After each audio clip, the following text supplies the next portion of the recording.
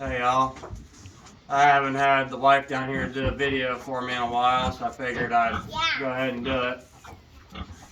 Got a helper down here with me. I have got over 30 some head of feeders down here right now, and I'm about to have another sow farrow within the next 3 days. She's showing milk today. Last time it took her, the first time she was showing milk, it took her 3 days after that to farrow. It was 2 or 3 days after, so I just moved her, and I'll explain that when we get down there.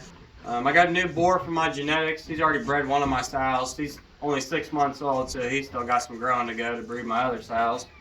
I got feeder pigs all through here. I don't have them outside right now because I'm having an issue with my electric fence. So they're all confined for the time being. I have a sow in this pen already farrowed a couple nights ago. Out of the same genetics as him, my boar out there, which we might have to do a video on him later. He just walked out of the farrowing stall there, but I guess we'll go through him at the end. But I'm gonna have the wife show you not the youngest group, but a decent group of feeders.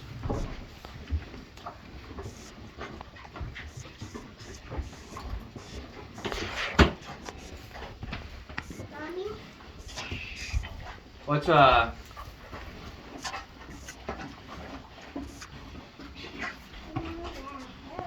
had issues. The reason why I got a new boar, basically these pigs proved it for me. The reason why I got that boar is because the other boar I had, and this is me being honest, these pigs right here are 6 months old and they don't weigh 160 pounds. So I knew I had to get a different boar. Luckily, I'm going to make my butcher date with these pigs. Luckily, I scheduled ahead of time enough to where I had 8 months. It's not okay if you know how the hog business rolls. You got about 6 months. Anything after 6 months, you're pouring more than $1 a pound per pig. And what I mean by that is it usually takes, go ahead, it usually takes $1 a pound for the pig to feed it out. So if that pig's 250 pounds, it pretty much costs me $250 to feed it out. Sometimes. Depends on the price of the bushel of corn. But yeah, just going to show you the rest of these pigs in here. These are all gilts too. This is my new sow in here. She's a Chester White with a little bit of Hampshire in her. And her pigs are in the back corner back there. All huddling in there. I know you notice I got that board back there. Right back into here. It's very important to have at least one board. I'm gonna put a 3-inch pipe back there. I'm gonna put a 3-inch pipe because honestly, this is the biggest sow that I got down here, and she could just lay up against that 2x4 and break it right in half. So I'm gonna get a piece of 3-inch pipe and I'm gonna bolt it into the boards there. That way I don't have to worry about it, because the night she farrowed, I wasn't down here, and she was stressed out when she was farrowing. Easy one. So she ripped the boards up because she was rolling around all over the place thrashing because she was stressed out. So that's how we give that idea to people. Instead of using boards, use 3-inch pipes. You can get it. Come down, girl. All right, we're gonna go out here and check out my sows, and we're gonna check out the one sow that's farrowing. So.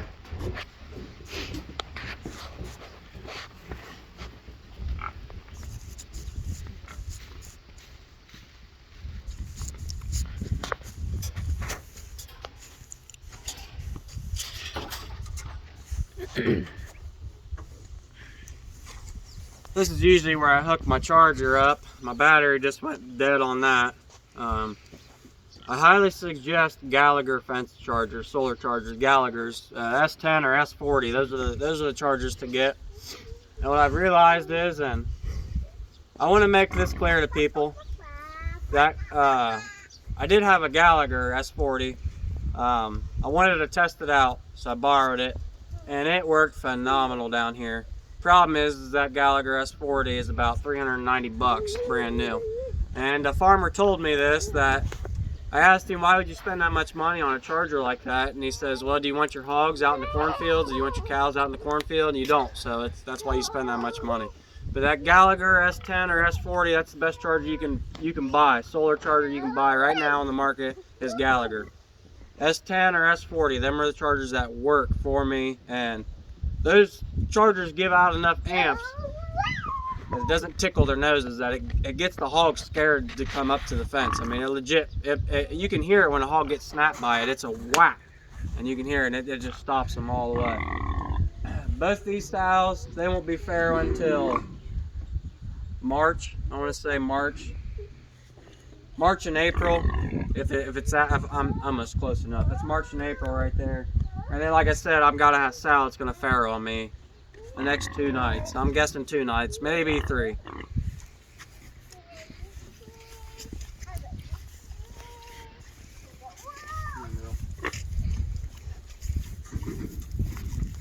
I try to keep all my breeding stock to the point where I can handle them.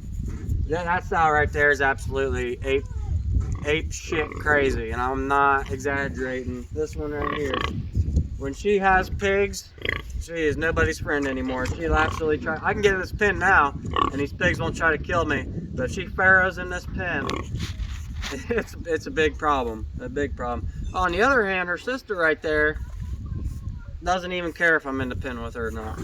We'll keep moving here.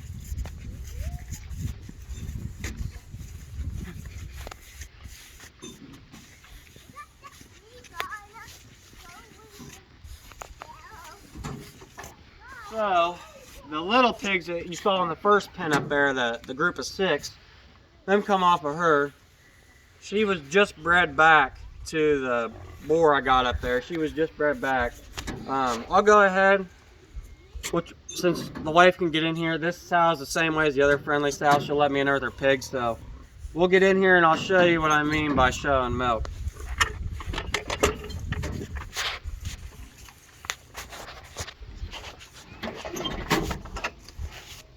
I'll try to get her out in the open, or might be able to come over this way while she's eating.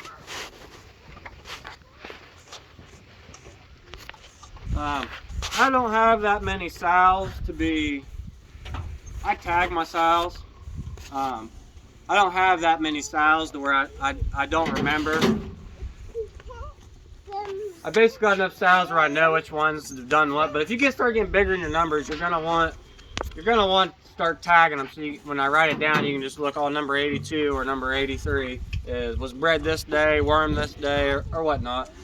I'm gonna see if she'll get back on this feeder, and I'll show you guys how I check them. Now watch yourself when you're doing this. Sometimes it's hard to get her to cooperate. Careful, Glenn. Careful, stay over here.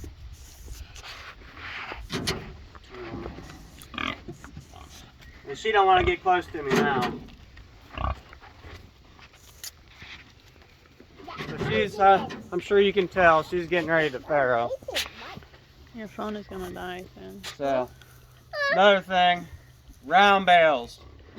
I gotta address this. Round bales. I do not take, I feed these sows a ration. Every day I feed these sows a ration. I do not justify that round bale as being part of that ration for that sow. These is an extra supplement. This is a plus on top of the feed for the hogs. Like I said, I do not take the ration, this hay bale out of the ration. This just gives them pigs something to do, and it fills their stomach up a little bit. Especially when wintertime comes and everything around here is dead, and you got some round bales that keeps your sows. They come up, they'll roll this thing around in this pen, they'll tear it up a bunch of different pieces. It's better than tearing your fence up. I hope you guys enjoy this video. I hope you guys learned something off this video. I'll probably try to take another one here in a month or 2 on that one farrowing. Kind of like at max capacity right now. I'm kind of like frustrated at the same time, but everybody knows that does this for a living. This hogs is an everyday job, and I hope you guys enjoyed this, and have a nice night.